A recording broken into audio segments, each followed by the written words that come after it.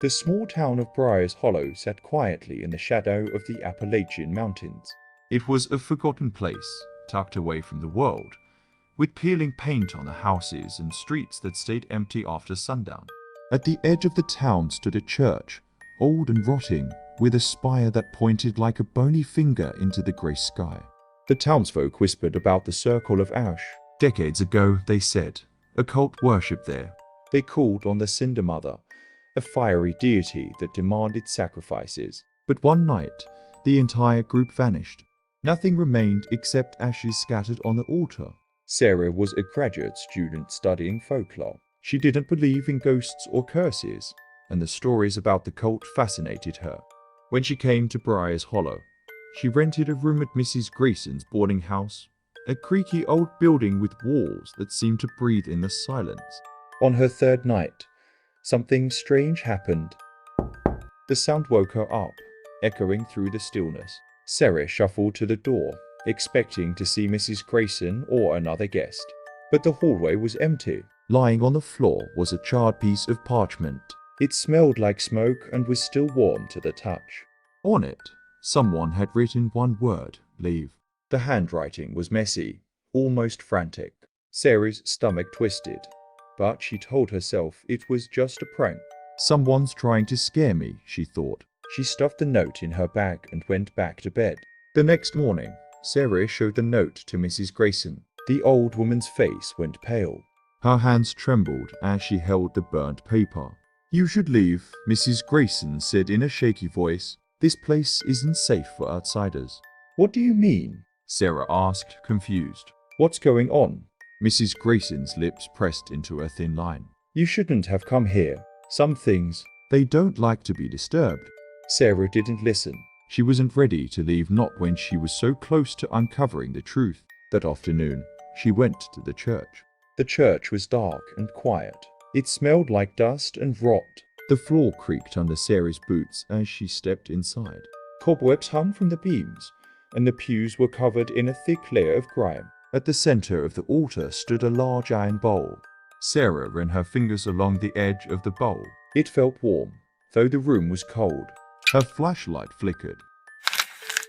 Sarah stepped on something and she froze.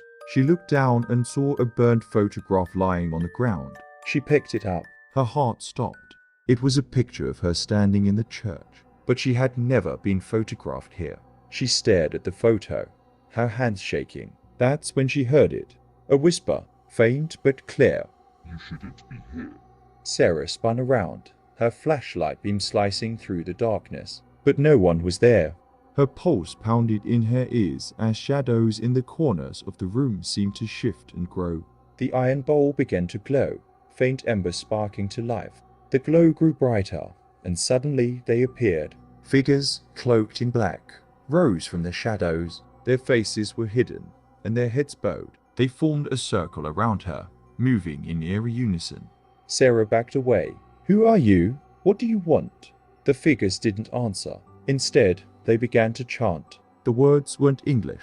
They sounded ancient, heavy, and full of meaning that pressed into her mind like iron claws.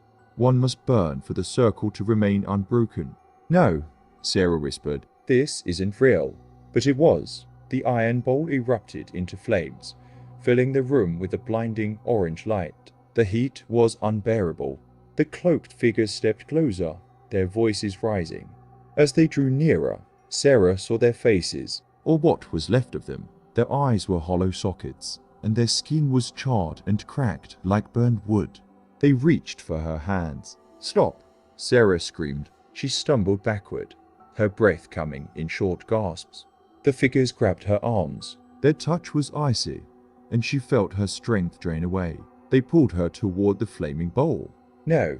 Sarah thrashed and kicked, desperate to break free. With one final surge of strength, she yanked herself from their grip and sprinted toward the door. Her lungs burned as she ran through the nave, dodging the pews. The chanting behind her grew louder and louder, filling her ears with a deafening roar. She burst through the church doors and into the night. The cool air hit her face like a slap, but she didn't stop running.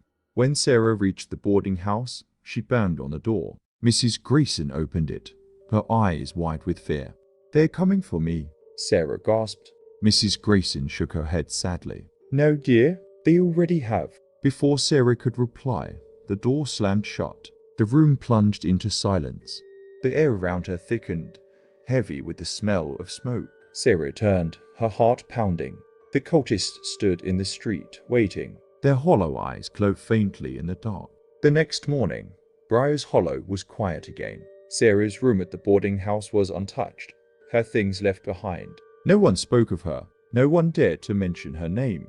In the church, the iron pole sat cold and blackened. A faint pile of ash rested inside. Among the ashes was a photograph of Sarah. The circle of ash had claimed another.